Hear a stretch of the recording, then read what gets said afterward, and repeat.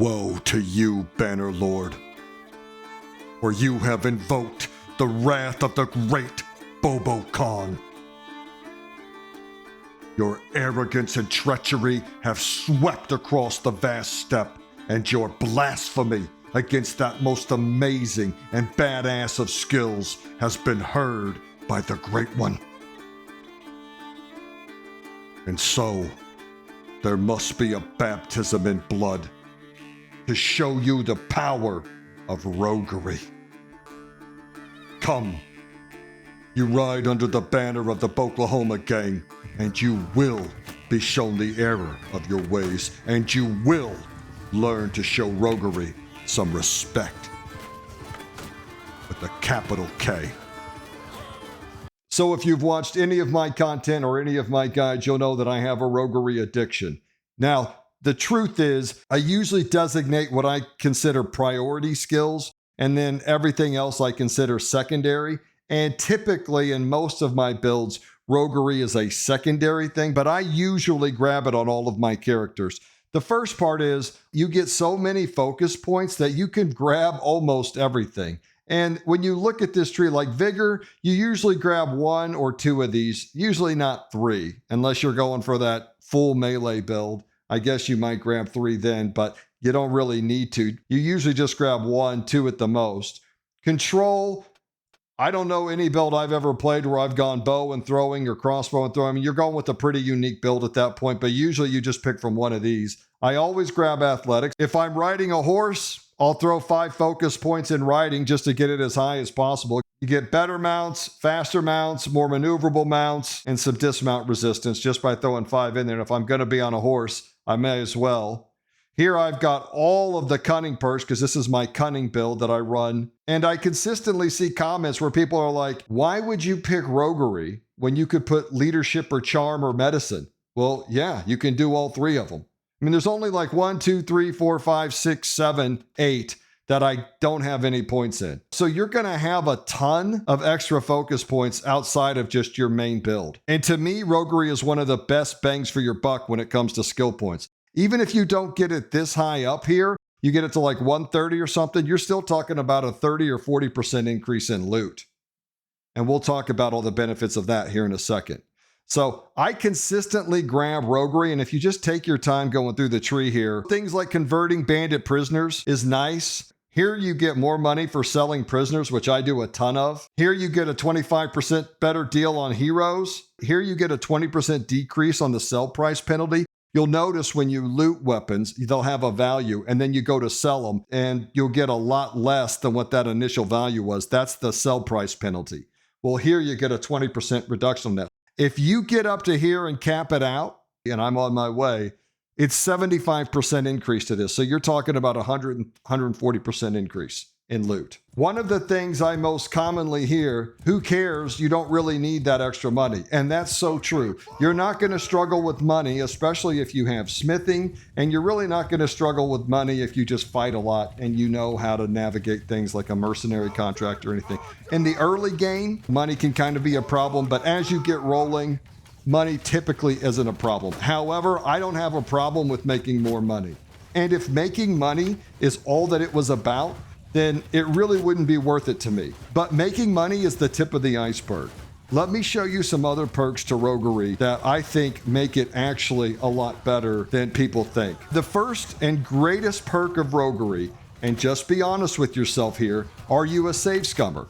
Okay, I'm not judging. I've saved scum before. Sometimes when I'm trying to put a guide together or something, I just save scum because I'm in a hurry. And sometimes you don't have a whole weekend to play a whole campaign. You got to knock it out, and you really just don't have time to rebuild your army and everything. If you're a beginner, I suggest you save scum a lot.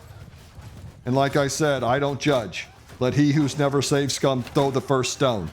But if you're learning the game, you should save scum, because I don't want you to get discouraged and quit.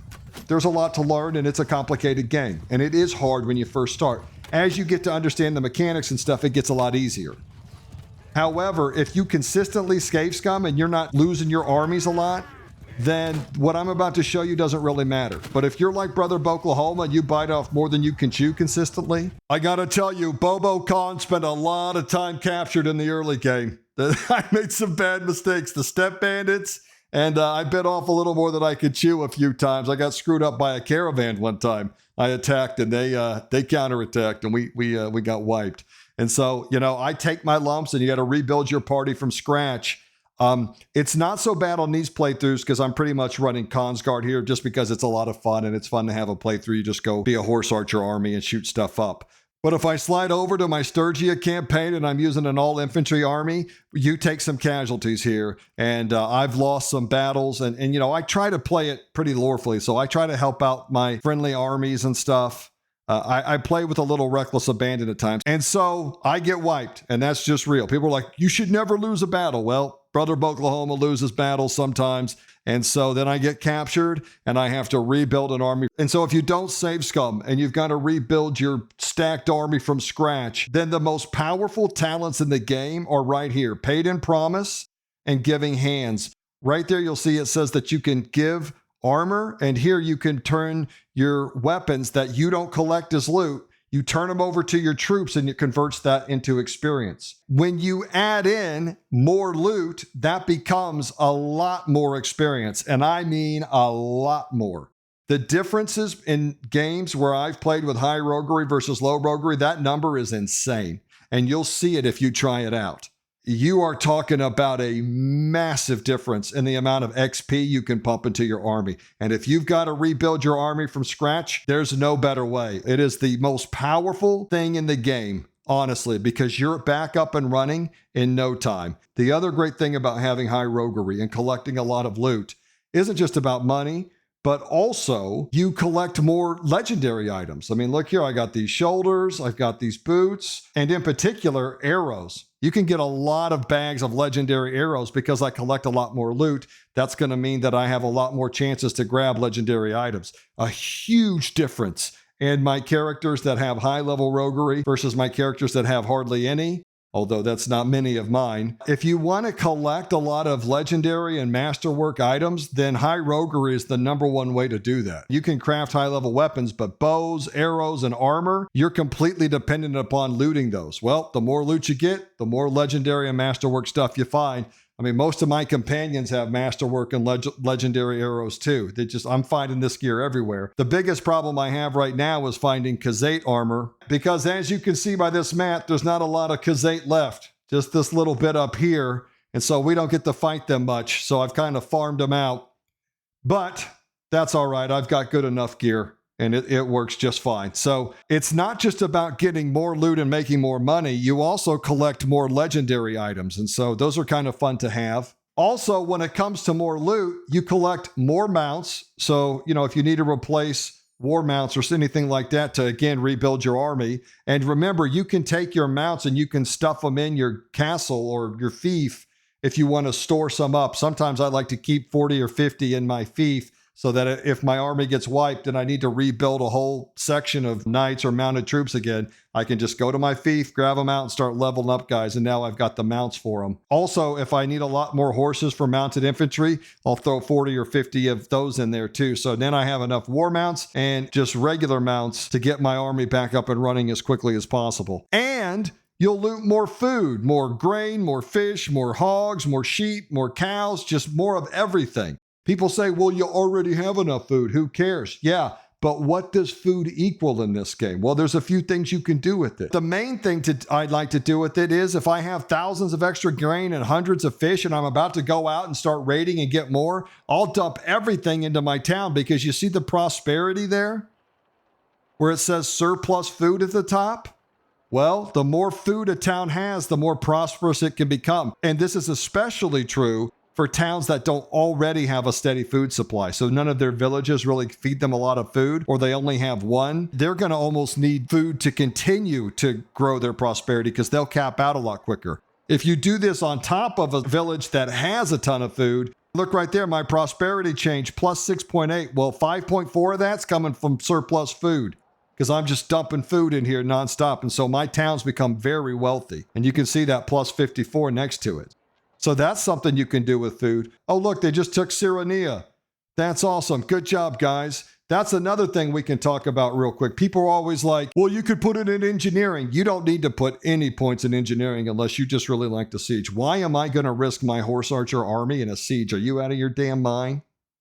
Okay, I'm here to wipe armies off the map, and I raid and pillage and wreck shop. My vassals can go out and take fiefs. They can spend their guys doing that. That ain't my job. That's their job.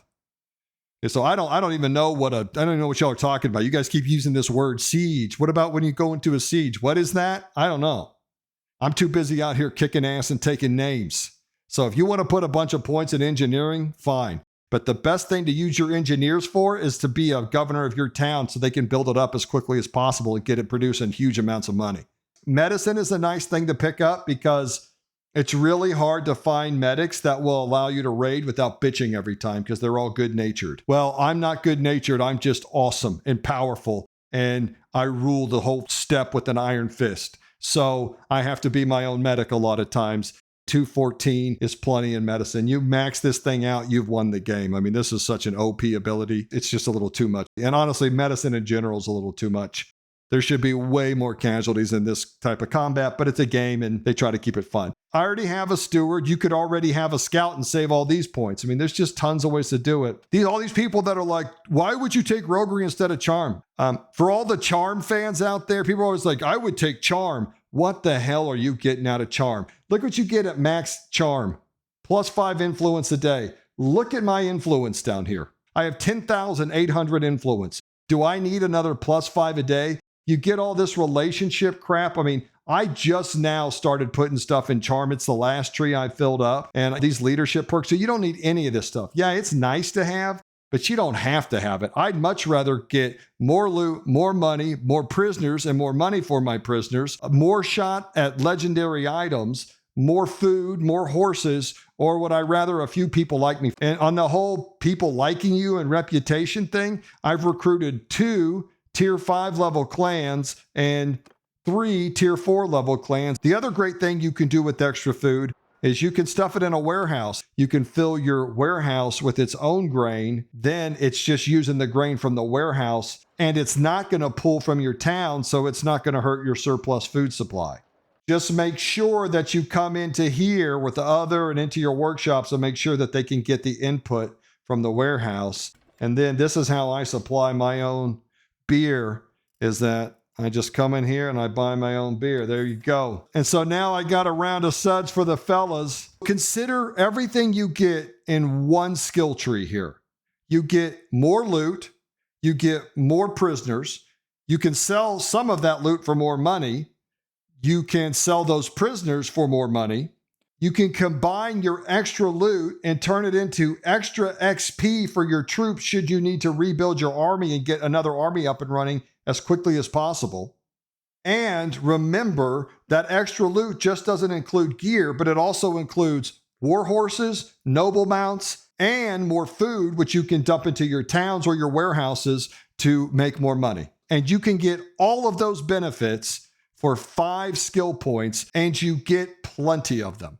I mean, you could go in and out of any of these and be just fine. People always get really worked up about their skill points, but you get plenty of them. And so, I mean, to me, 5 points in roguery is standard. It doesn't matter which build, because there's not one build that I've done that I don't have at least 5 extra skill points. The only argument against roguery that really holds weight for me is RP. Like if you're RPing a guy that's just completely noble to the bone, then I got mad respect for you because you are sacrificing a ton in that RP, and I respect you for that completely. And that is a legitimate argument, and you go on with your badass self. That is completely legit, and I completely understand.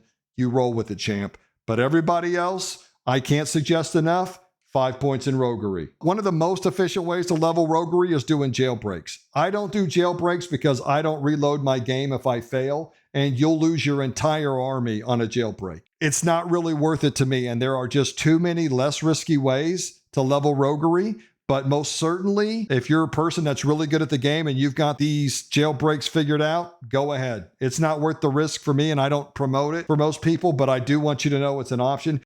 To be honest with you guys, the whole breaking into a castle and killing the guards and breaking people out is a little too Robin Hoody for me.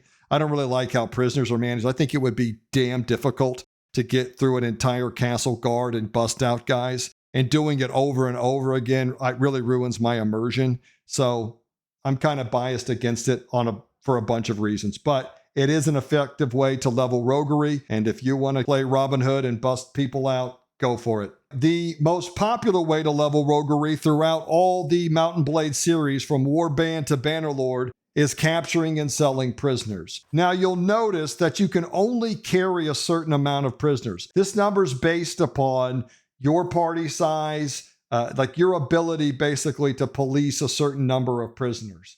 And so if I had 400 here and I started moving my army across the map, it would decline until it got down to 196 here. So a lot of prisoners would be escaping until I got down to my limit. But there is a trick here where you can get a mass amount of prisoners and sell them.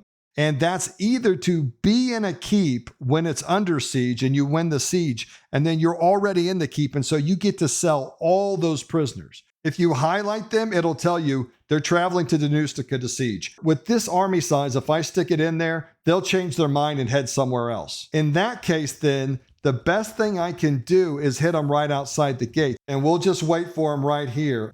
Okay, now it says they're heading to a castle. But what you can do if you want to push them back to the town is, I'm going to wait in this garrison. They're not going to siege me. Okay, see, now look. Now they changed their mind and they're headed back to Danustica. What I want them to do is I want them to set up siege outside of a city, and then I'm going to pounce on them outside of that town. And then when the battle's over, I can collect all the prisoners, not just the ones that I can carry. And because I only have to go a short distance into the town, I'll hardly lose any at all. So here they come. They're going to set up, and here we go. You know what? Let's just wait for daytime. Look at my beautiful Oklahoma gang. Aren't they gorgeous? You're going to say this is a completely OP army, and you're absolutely right. But what do I tell you the number one goal is? To have fun. Plus, I have a lot of other playthroughs where I'm not playing with OP armies. But every once in a while, it's fun just to hop on this playthrough and have a little horse archer fun. Don't be ashamed of it. I am a Cont'd main from Warband, and now I am a Khazate main in Bannerlord. I make no apologies. They're going to come out here. They want to just get in a shooting match, but I promise you they don't. He hit the con. Hey, don't hit me with that stick. Look at that guy. He almost hit me. Did you see that? You hit the con. All right, and we'll just get the rest of the party going here. The big old circle of death that you all know so well. Damn straight. Look at these guys hitting me. We got to have a glaive lesson here. Talk to the master at arms. We're getting a little crazy with these things. Remember, if they got their shield up like that, shoot them in the leg. That works just as well. A little trick I've learned from playing this game entirely too much. Oh, look, all the peasants are spawning in. The troop quality has deteriorated, and this is where you just get to harvesting. I did want to mention, someone asked me on one of my Warcraft videos if I had given up on Bannerlord content. I will fucking never give up on Bannerlord content. I am here till the end, and I actually have another Let's Play. I actually have 2 more I'm working on. The problem is that I play a lot of games. I cover a lot of games because I'm a gamer. I just like video games in general. And my addiction is not really specific. There's a ton of games I love to play. And it's a real problem.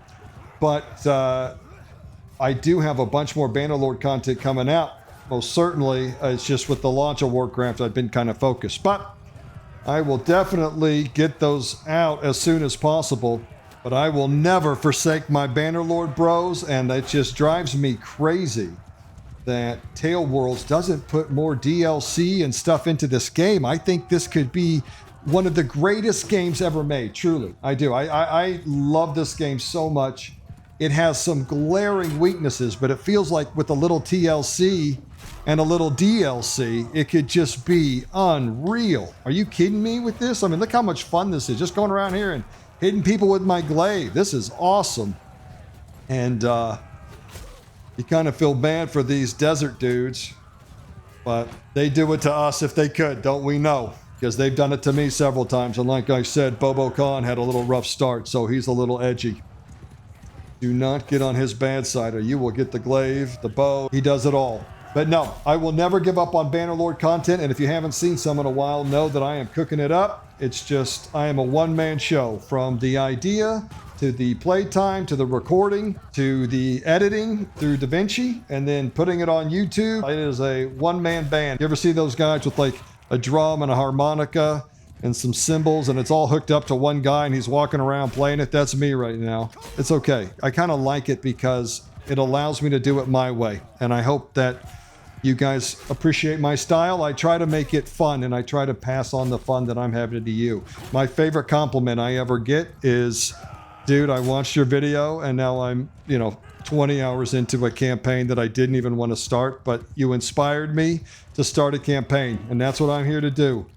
I'm here to feed your Bannerlord addiction, and I don't plan on stopping anytime soon. So don't you ever worry about that. It's just a problem of time, because my wife and my children actually do like me sometimes, and I've got to be a dad and a husband from time to time. When it comes to capturing nobles, on my BoboCon playthrough, I capture all of them except for Khazate Lords, because I'm going to recruit them later. So I want that reputation. But everyone else joins the pile, because the more money you make selling prisoners, the more it increases your roguery. Now look here, 604 prisoners on top of these 8 I already have. So we're at 612.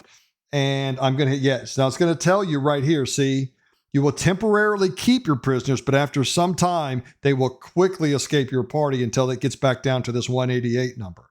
And I mean, it starts happening real quick, and it will slow you down. Are you sure you want to be over limit?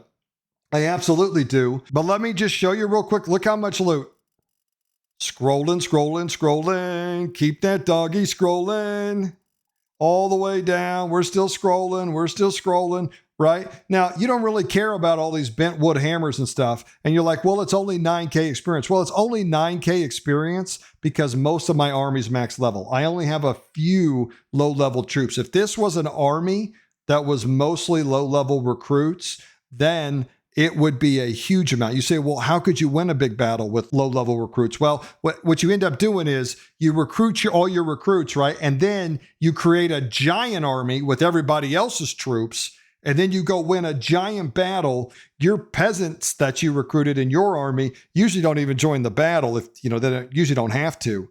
And so then you get a massive amount of loot that you can pump into all those recruits. And I'm telling you, dude, I'm talking tens of thousands, hundreds of thousands of XP very quickly. Because, you don't need to come in here and sell all this. And if I grabbed all this loot, I would be running this around town. I mean, from town to town to town to town forever. What I usually end up doing here is I grab all the horses, all the food. I typically just grab like the top 30, 40 pieces here just to pay. The Khan's got a little appetite. I like those ribs. I like to have a little brew, little something for the wifey because she gets all worked up. And then the rest of that, you guys can keep it. I just take the finest pieces and I give it to the Oklahoma gang. Now look. We're at, 612. And now we're going to come in here. Where are we at right here before we enter? Look how many I've already lost. That's what I'm telling you. So you can see right away the best way to do it is to be on defense. But if you have too many troops, then they won't siege that town. And so the second best way, and to get as many as possible, is to fight them right outside the town, because I don't get the full 600, but right here, ransom my prisoners. Now, the reason it's only at that level is because some of these guys are marked not to sell. And if you don't know this, if you mark them one time, if you ever capture someone and mark them, so if you don't want them sold, you mark them, and then anytime you capture them, they'll be marked again. So I had these guys marked because I was trying to get them to commit to peace, and they wouldn't, so I just kept capturing their lords. But if you mark them, when you go to sell them, it won't sell them. You'll keep them. So what am I at? 15,000? Well, now look. 47.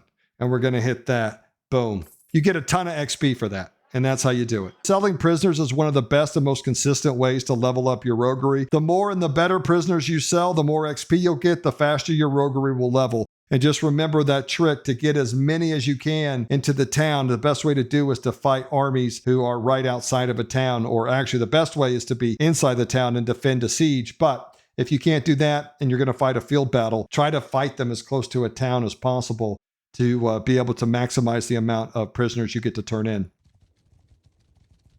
Good job, fellas. Look at them, making the Khan proud. Ooh, look here. Here's another way that you get to level your roguery, and that is by taking hostile actions, raiding. And we're just going to raid this village because it's got that Cont'd luxury horses. Beautiful, sweet, sexy horses. Love them. Love them so much. As a Cont'd main, you guys know that. No one loves them like I do. And so now they're mine, and that's another way to get your roguery up. Now, as it gets really high, you're going to have to do 2 or 3 different villages at a time. But that's not a problem. We're happy to do it for anyone because they declared war on me. Let's remember that. So I don't want you guys making me out like I'm the bad guy here. Plus, I like to come down here and get some dates for the boys. A lot of fiber in dates. Really keeps them regular. I want that healthy gut biome for my troops. It's important.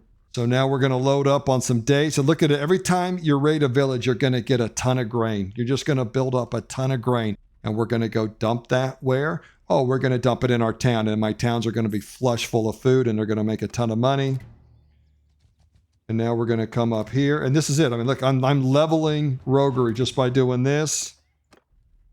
Make sure, we'll just take a little peek up here. Make sure nothing's under siege. And then here comes another army. This is what I'm telling you. I'm going to burn all these villages down. It's going to affect this town. Eventually, my army is going to come down here and take it. And that's another thing. If you really want your AI armies to take something, one of the best things you can do is raid all the villages. So if you want them to attack a castle, raid the villages that are connected to it. If you want to attack a town, raid the villages connected to it. That's a great way to kind of give the army a little incentive to come do it because it's going to be losing food. Look, another army. And here you can see they're running away from the great Bobo Khan because they know. They know now what it is. If I was playing this for real, I'd just wait in this area for the army to come relieve this siege, and then I'd crack it, and I'd take all those prisoners and sell them and all that loot and stuff. But because I care about you, and we're trying to expedite this video and make it as efficient and succinct as possible, although it's not my strong suit, but I did want to come out here and show you. Here's another way that you can level your roguery, and that's by having bandit troops in your army. Yeah, and the best way to get those, if you don't know, is to attack a bandit hideout and clear it out. Now, if you attack it and go through and clear it out, the best thing to do is to fight the guy at the end one-on-one. Because if you beat him, the rest of them surrender, and you'll get a lot more prisoners that way. However, if I'm in a low-level character, I'm probably not going to fight him. Once my guy's leveled up and I got some gear and stuff, sometimes I like to take that challenge, but most of the time, I think I'd just rather kill you and take what I want anyway. And then those who don't join me get sold, and I'm level my roguery, right? So no big deal. But that's another way to do it. And we'll save the best for last, which this is my favorite way to level roguery, is to hit these caravans. It's just so much fun. Now, caravans are really fast. You'll see that speed 3.7. Remember, we're in the snow here. And what's my army here? 3.1. So there's no way I'm catching them with an 800-man army. However, because I have maxed out scouting and I get this extra speed, you'd be surprised how big of an army I can have to catch these things. The best armies for catching caravans are actually battalion armies. Because caravans have horses in them and they're mounted, they slow down a lot. They get a big debuff going through the forest. Being able to bypass that forest penalty, and especially if you have a scout that completely removes it. So you get a 50% reduction being battalion. And then with this perk, you get a 100% reduction. You can pounce on caravans as a battalion raiding party. I mean, they're just so easy to catch. But it's not so bad with the full horse archer armor either because you've got pretty fast units. But, you know, you just got to really trim your army down to be fast enough to catch them. And I'll tell you, they're pretty resistant at times. Like if it's 50 on 50, you better have some high-level troops because I've been... I've lost some battles and I've lost some armies to some of these caravans before, but it's just a lot of fun. You get a ton of loot. And if you've got workshops and stuff, you get stuff that you can throw in them. It's just very thematic. I just really enjoy a nice caravan takedown, but they're also very good for leveling up your roguery. And so the best ways to level roguery from the top: jailbreaks, selling prisoners, raiding villages, raiding caravans, and fighting with bandit troops in your army. Those are the best 5 ways to level up your roguery. And remember, you can always click this button on a skill and it'll tell you how to learn or increase it. So there's other ways that you can do it. Here it says raid caravans, recruit and lead bandit troops. We've covered that. You can infiltrate enemy towns, give bribes, escape from captivity. I forgot to mention that one. And there's even a perk in here that will allow you to get out of captivity more often, which is something I'm a big fan of. Because, like I said, I screw it up sometimes. And then, of course, raiding villages, selling prisoners, then that stuff that I already mentioned too. So there's a lot of ways to level your roguery, and it goes up pretty quick, especially when you have this level of attribute and focus points in it. You're going to get it up there. And you can see I've almost maxed it out. I've done it a few times, and I'm a big fan. Definitely check it out if you haven't. And now you have been shown the power of roguery, and don't you ever forget it. I can't think of another skill you're going to get more bang for your buck out of than roguery. For a measly 5 points, you get a ton of benefits, especially if you stack them with other great talents. It's just incredible. I saw a lot of you didn't understand my addiction to roguery. Well, now you understand. The great Khan's wrath is satiated. For now. Now get out there and kick some ass. Oklahoma out.